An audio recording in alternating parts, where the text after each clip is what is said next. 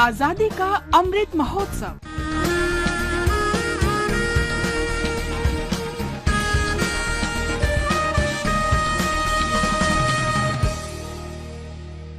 आजादी का सफर आकाशवाणी समाचार के साथ आज की कड़ी में हम याद कर रहे हैं उड़िया समाज सुधारक उत्कल मणि गोपाबंधु दास को, जिनका 17 जून 1928 को निधन हुआ था। उनका अस्पृश्यता के खिलाफ धर्म युद्ध, विधवा पुनर्विवाह का समर्थन, साक्षरता, विशेष रूप से व्यावसायिक प्रशिक्षण के लिए अभियान और सबसे बढ़कर गरीबों तथा निराश्रितों के लिए उनकी करुणा ने उन्हें अमर कर दिया।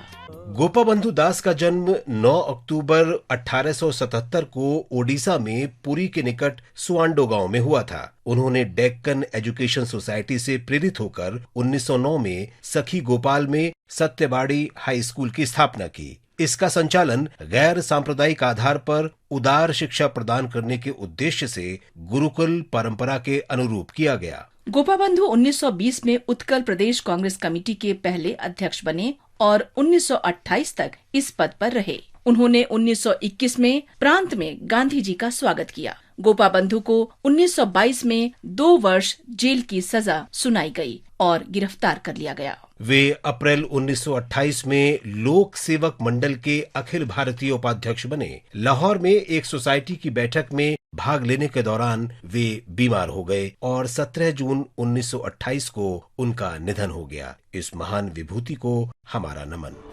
हंस दे पार चले जान तेरे तो है वतन साडा हर जन्म कुर्बान तेरे तो। हम पंजाब के अमृतसर जिले के रहने वाले स्वतंत्रता आंदोलन से जुड़े मणि को भी याद करते हैं, जिनकी मृत्यु 17 जून 1919 को हुई थी। वे रॉलेट एक्ट के विरोध में महात्मा गांधी के राष्ट्रव्यापी हड़ताल के आह्वान पर 6 अप्रैल 1919 को की गई हड़ताल में सक्रिय रूप से शामिल थे।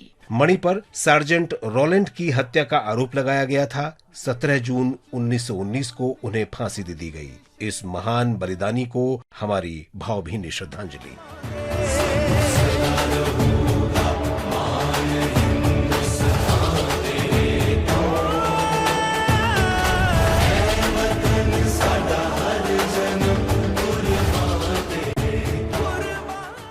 हम मध्य प्रदेश के जबलपुर की रहने वाली स्वतंत्रता सेनानी प्रभावती नामदेव को भी याद करते हैं। उन्होंने अप्रैल 1932 में सविनय अवज्ञा आंदोलन में भाग लिया और कई अन्य महिलाओं को इसमें शामिल होने के लिए प्रेरित किया। उन्हें गिरफ्तार कर जबलपुर जिला जेल में बंद कर दिया गया और वहां दी गई यातनाओं के कारण 17 जून 1932 को उनकी जेल में ही मृत्यु हो गई। देश की इस बहादुर बेटी को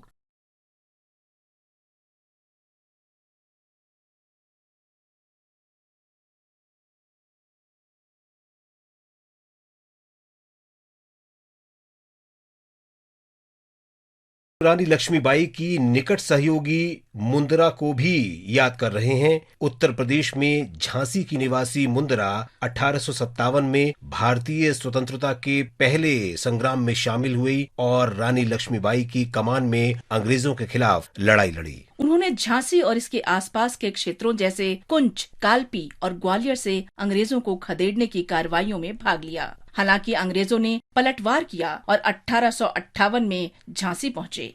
मुंदरा ने ग्वालियर में अंग्रेजों के खिलाफ लड़ते हुए अपने प्राण न्यौछावर कर दिए और 17 जून 1858 को ग्वालियर में उनका अंतिम संस्कार कर दिया गया। धरती की इस वीरांगना को हमारा नमन। आरंभ है प्रचंड बोल मस्तकों के झुंड, आज जंग की घड़ी की तुम गुहार दो।